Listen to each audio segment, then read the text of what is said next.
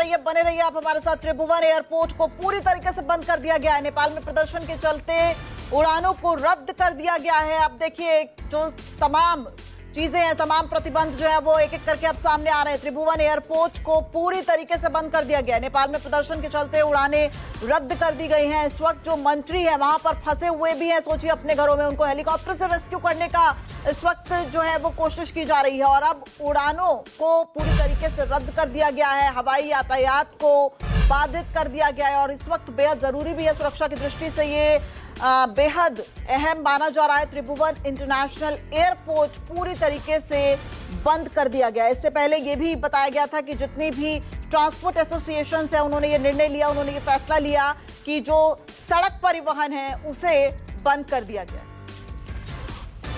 और हमारे साथ प्रोफेसर महेंद्र सिंह विदेश मामलों के जानकार भी जुड़े हुए हैं, साथ ही साथ रिटायर्ड कर्नल टीपी त्यागी सर भी जुड़े हुए हैं। प्रोफेसर सर, आपके पास आना चाहूंगी। अब ये जो तमाम एक एक करके फैसले लिए जा रहे हैं, देखिए यहाँ पर अब एयरपोर्ट त्रिभुवन इंटरनेशनल को बंद कर दिया गया है, सड़क यातायात को जो है वो पूरी तरीके से अब रोक दिया गया है, ट्रांसपोर्ट एसोसिएशन ने ये फैसला लिया है। लेकिन अब सबसे बड़ी बात जो सामने आ रही है, सोशल मीडिया बैन तो सिर्फ एक कहा जाए माध्यम रहा, इसकी इबारत तो पहले ही लिखी जा चुकी थी। देखिए निश्चित रूप से, और जिस प्रकार से ये दक्षिण एशिया में सत्ता परिवर्तन हो रहे हैं, ये हमें शीतकाल था उसकी याद दिला रहे हैं। जो कोल्ड वॉर के दौरान जिस प्रकार से महाशक्तियां रिजीम चेंज करती थी, और हमें ये नहीं भूलना चाहिए कि नेपाल में भी जो हिमालय की जो वादी है उसमें एक ग्रेट गेम बहुत दिनों से खेला जा रहा है, जिसमें अमेरिका, चाइना और भारत जैसे महत्वपूर्ण देश शामिल हैं। तो कहीं न कहीं से निश्चित रूप से इस पूरे प्रदर्शन का, पूरे आंदोलन का चेहरा जो है वो सुदान गुरुंग है। निश्चित रूप से जो जमीन तैयार की है वो यहाँ के राजनीतिक अस्थिरता ने, यहाँ के राजनेताओं ने, उनकी जो है एक जो है डायनेस्टिक पॉलिटिक्स ने, उनके नेपोटिज्म ने, बेरोजगारी ने, गरीबी ने। लेकिन कहीं न कहीं से इन प्रदर्शन को निश्चित रूप से समर्थन मिल रहा है। और ऐसे में जिस प्रकार से बहुत ही सिस्टमिक तरीके से ये प्रदर्शन जो है वो सीट ऑफ पावर, जो सत्ता का केंद्र है, वहां पे किए जा रहे हैं, वो वहां पे हमले किए जा रहे हैं।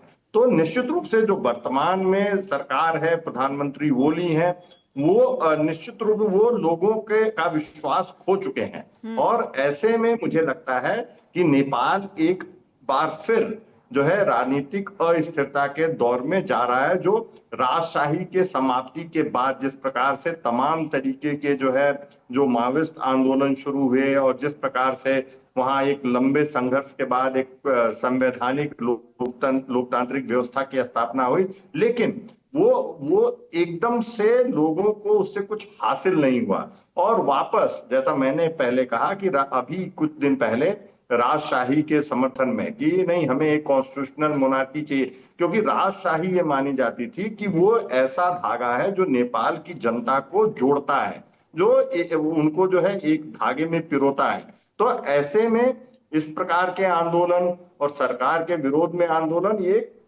लंबी जो है राजनीतिक अस्थिरता की तरफ नेपाल जाता हुआ दिखाई दे रहा है। और ऐसे में जैसा मैंने पहले कहा कि भारत की बड़ी महत्वपूर्ण भूमिका होगी। भारत के साथ चीन और अमेरिका, जिनके स्टेक्स और भी हाई हैं नेपाल में, भारत के साथ साथ उनकी भी महत्वपूर्ण भूमिका होगी कि किस प्रकार से वहां वापस राजनीतिक स्थिरता कायम की जाए। ठीक है, एक सवाल ले लेती हूँ टीपी त्यागी सर से। सर, ये समझाइए कि क्या इस प्रदर्शन को जो कल शुरू हुआ था सोशल मीडिया बैन को लेकर, इसको हैंडल किया जा सकता था? सरकार की मिस हैंडलिंग की वजह से ये और ज्यादा उग्र हो गया, क्योंकि जिस तरीके से अभी हमारे सहयोगी बात कर रहे थे प्रदर्शनकारियों से, उनका कहना था हमने अपने बच्चों को खोया है, उन्होंने अपने सीने में गोली खाई है। तो जो ओपन फायर का आदेश सरकार ने दिया, क्या वो एक बड़ी चूक मानी जाए?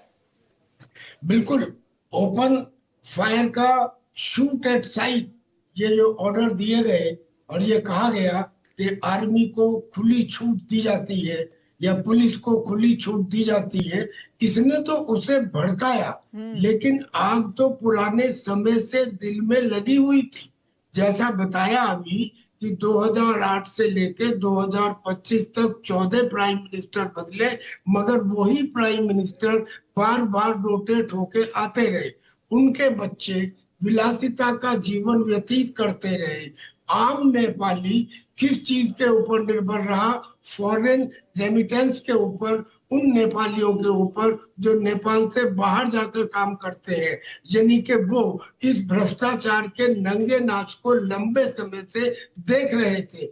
और फिर ऐसे में एक ऐसा व्यक्ति, यानी कि जो सुडान गुरुंग है, जिसने वहां भूकंप जब आया था उस दौरान लोगों की मदद की थी, वो सामने आया। और ये पहली बार सुन रहे हैं हम कि उसने सामने आके एक वीडियो जारी किया है। कम से कम एक नेतृत्व तो सामने आया। अभी तक तो ये ऐसा लग रहा था कि जैसे जो कुछ आंदोलन हो रहा है इसमें नेतृत्व कोई है ही नहीं। मगर इसमें जो बड़ी बात है आज की, वो ये है कि कल तक ये जनरेशन जी तक लिमिटेड था, आज इसमें आम जनता भी नेपाल की सामने आ गई है। अब जैसे मेरे काबिल दोस्त बता रहे हैं, मैं इनसे पूरी तरह सहमत हूँ कि हिंदुस्तान को इसमें इंटरवीन करना चाहिए।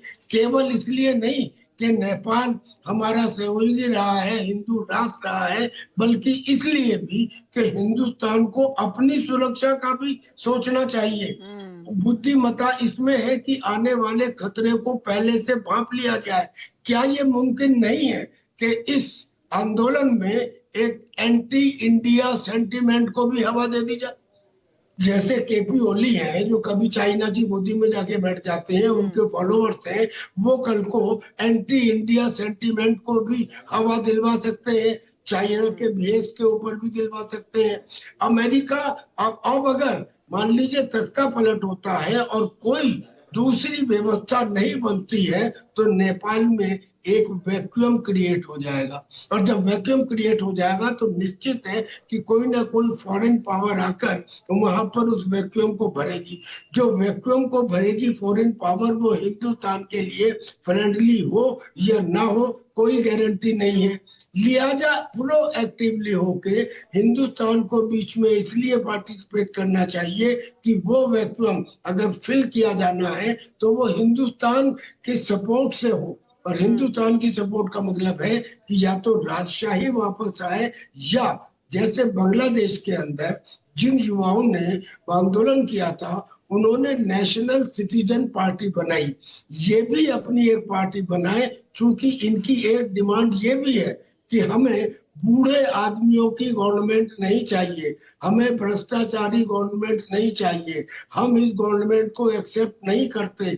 अब गवर्नमेंट के अंदर युवाओं की भागीदारी होनी चाहिए। कैसे होनी चाहिए? भागीदारी ऐसे तो नहीं होगी कि सुडान गुरुंग को लाके उसमें इंक्लूड कर ले। भागीदारी के लिए हो सकता है कि इनको एक दूसरी पॉलिटिकल पार्टी बनानी जाए, और ये सब काम करने के लिए उन्हें किसी की सपोर्ट चाहिए, और वो सपोर्ट हिंदुस्तान को अब करनी चाहिए। इसलिए भी कि पता नहीं इसका इफेक्ट कल को हिंदुस्तातान में करीब होना शुरू हो जाए। ठीक है त्यागी सर, लौटूंगे आपके पास। बड़ी चिंता की बात बता रहे हैं, और अब भारत को भी जो है वो अपनी सुरक्षा का ख्याल रखना चाहिए, इस पर भी बात करेंगे। लेकिन इस